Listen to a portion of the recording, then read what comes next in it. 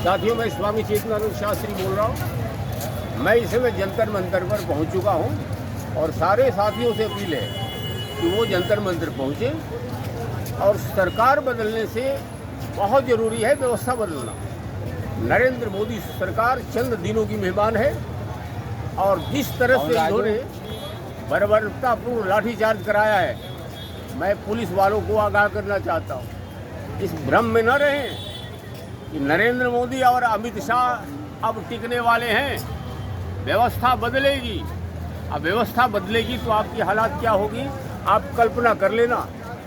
स्वामी चेतनानंद शास्त्री, मुझे 10 साल हो गए नरेंद्र मोदी सरकार के खिलाफ लड़ते हुए। नीट में जो ये धांधली हुई है, ये धांधली आज से नहीं हो रही है। इसकी आवाज़ 20 साल हो गए मुझे लगाते, लेकिन मैं बार बार नरेंद्र मोदी अमित शाह को कहता रहा, राजनाथ सिंह को कहता रहा कि आप व्यवस्था सुधारने की कोशिश करो। आप धर्म की आड़ में, जब कोई हथियार काम नहीं करता है तो धर्म के हथियार काम करता है। ये पाखंड और धर्म के आड़ में जिस तरह से इन्होंने साजिश रचा है, अब बेनकाब हो चुके हैं। और जिस तरह से युवाओं पे अत्याचार लाठीचार्ज का हुआ है, बेचारे पुलिस वाले थोड़ी कर रहे हैं। पनारे का पानी हो या गंगा का पानी हो, ऊपर से नीचे की तरफ बहता है। ये सारा नरेंद्र मोदी और अमित शाह करा रहा। और मैं आज एक भविष्यवाणी करके जा रहा हूँ जंतर मंतर से।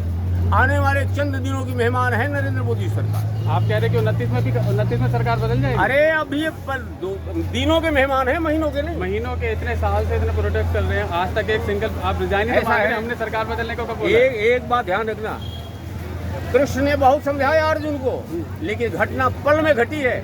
आज जिस तरह से चिंगारी भड़का दिया इन्होंने ना, अरे ये जुआ का है भाई, ये देश जो है इन जुआओं का है। और ये सिस्टम में बैठे लोग जो है ना, जिस तरह से मजबूर हो करके पैसा बोलता है, रोटी बोलती है। अरे रोटी का हक हमें भी तो है, हमारा देश है, हमारा यह जुआ भविष्य है। बढ़िया। हम इनके भविष्य के लिए किसी भी हद तक जाने को तैयार हैं भाई। कितने साल क्यों लग गए आंखें खुलने में? 14 साल क्यों लग गए? यहाँ चाहे कांग्रेस की सरकार हो, नई सरकार को समझने में 14 साल क्यों लग गए? 14 साल क्यों लग गए?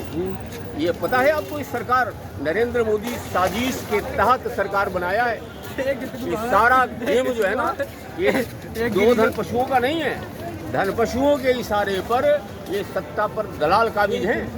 ये समझेंगे? ये अभी भी नहीं समझेंगे। नहीं बनाया सबने। ये लात के देवता कभी बात से नहीं मानता। इनको तो उखाड़ फेंकना पड़ेगा। और इसके लिए 2 शब्द सुन लो आप मेरी। हाँ।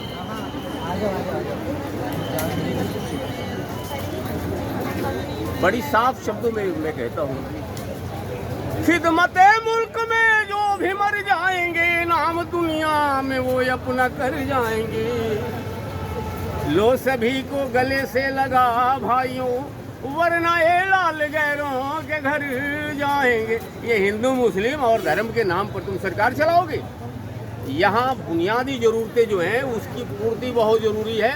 और आज मैं तो कहता हूँ, देश के जुआ आगे आवे, सत्ता पर काबिज हो।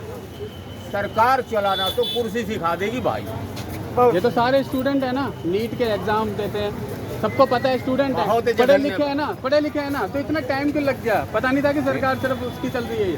बेटे 14 साल लग गए इनको सबको कंफर्म करने के लिए। हाँ, नहीं अभी भी समझे नहीं है। सोए को जगा सकते हो, जो सोने का नाटक करता है उसको कैसे जगा दोगे?